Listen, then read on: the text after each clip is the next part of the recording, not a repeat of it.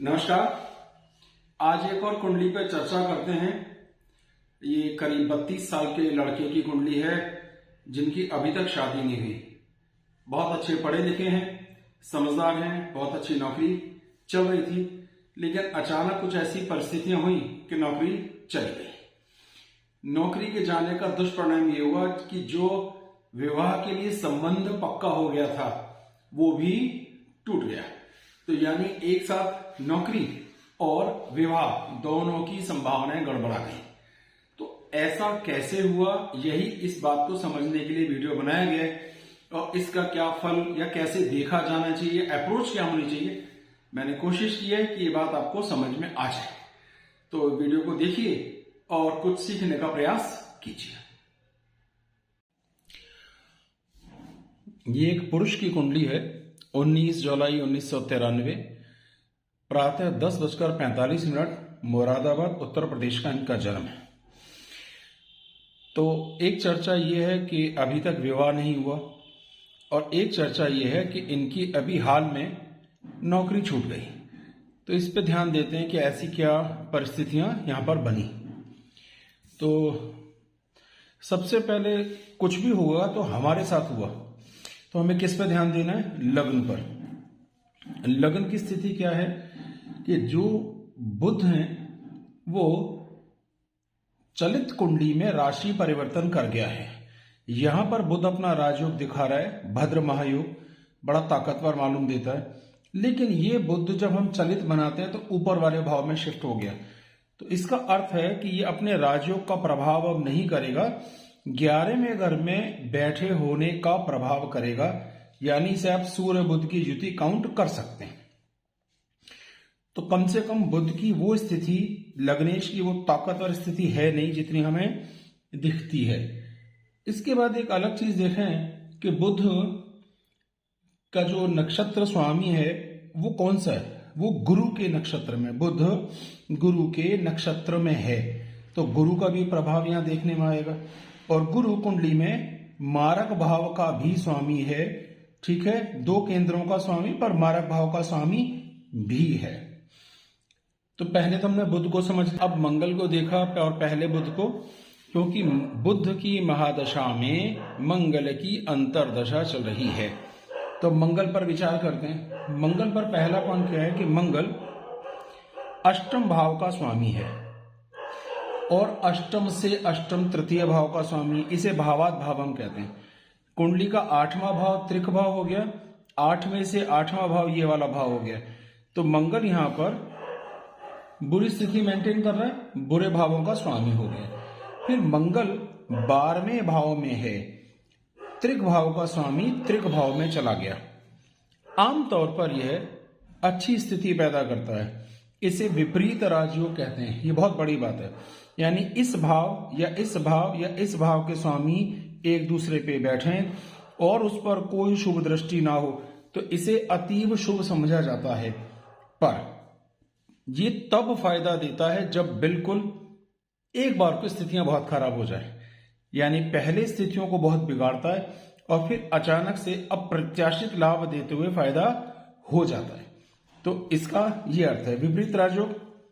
अभी सब्जेक्ट और आगे आएगा तो बहुत डिटेल में भी बताऊंगा। ये हो गया। उसका मंगल के नक्षत्र स्वामी हैं शुक्र। मंगल शुक्र के नक्षत्र में है और शुक्र यहां पर क्या है? मारक भाव का स्वामी है। जो बुध की महादशा चल रही है वो गुरु के नक्षत्र में मारक भाव, और जो मंगल की अंतरदशा है मारक भाव, दोनों मारक भाव के स्वामी हो गए। फिर सप्तम भाव की बात करते हैं। राहु की यहां पूरी दृष्टि है, मंगल की यहां 8वीं दृष्टि है और गुरु की भी दृष्टि है। और यहां पर जो गुरु की स्थिति है उस पर भी अभी विचार करेंगे। इसके बाद में मंगल राहु अधिष्ठित राशि का स्वामी है, यानी मंगल की दृष्टि में राहु की दृष्टि भी समाहित है। तो ये स्थिति भी यहां पर देखने में आएगी। तो ये कुल मिलाकर अभी आपको मंगल की स्थितियां मैंने बयान कर दी कि अष्टम, अष्टम से अष्टम त्रिकेश, त्रिक भाव में बैठा है। 2 राहु अधिष्ठित राशि का स्वामी है। 3 उस पर शनि की भी पूरी दृष्टि है। 4 और शनि षष्ठेश है।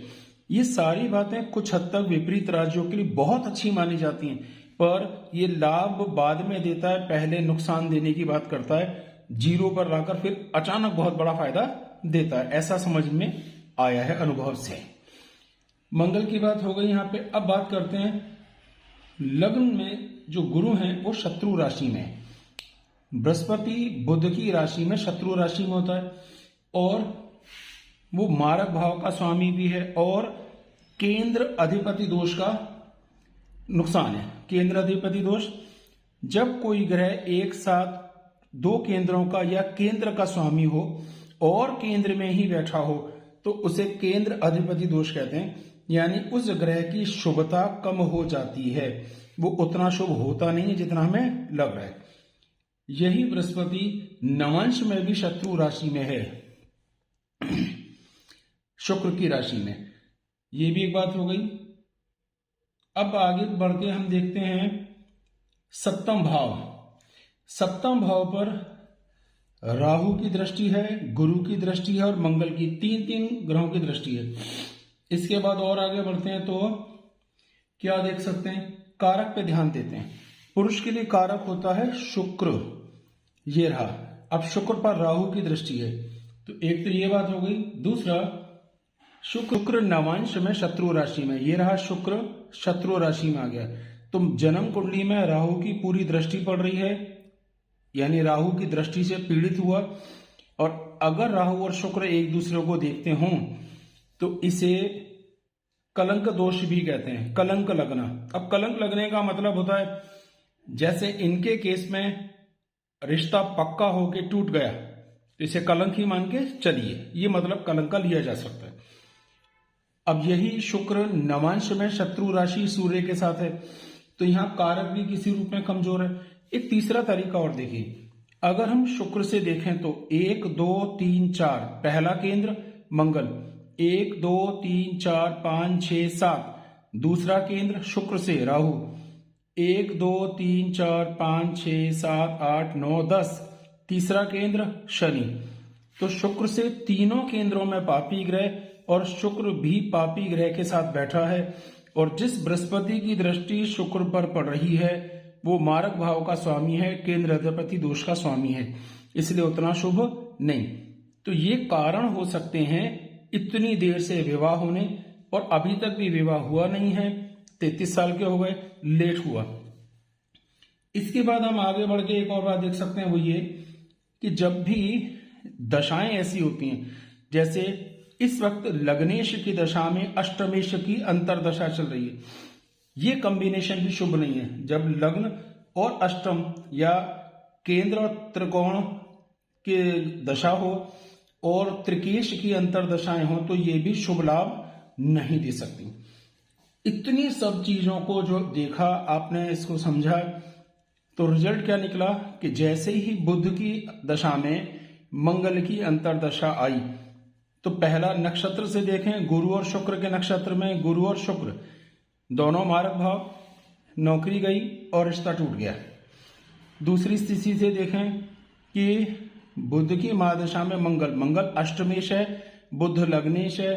यहां से देखेंगे तो एक दूसरे से 2 और 12 द्वि और द्वादश भाव योग बना रहे हैं। तो इन कारण यानी इतनी सब चीजें जो लिखी, अगर ध्यान से देखा जाएगा तो समझ में आएगा कि ऐसी बात हुई कैसे कि नौकरी छूटी और रिश्ता टूटा। तो मुझे उम्मीद है यह विषय आपको समझ में आया होगा।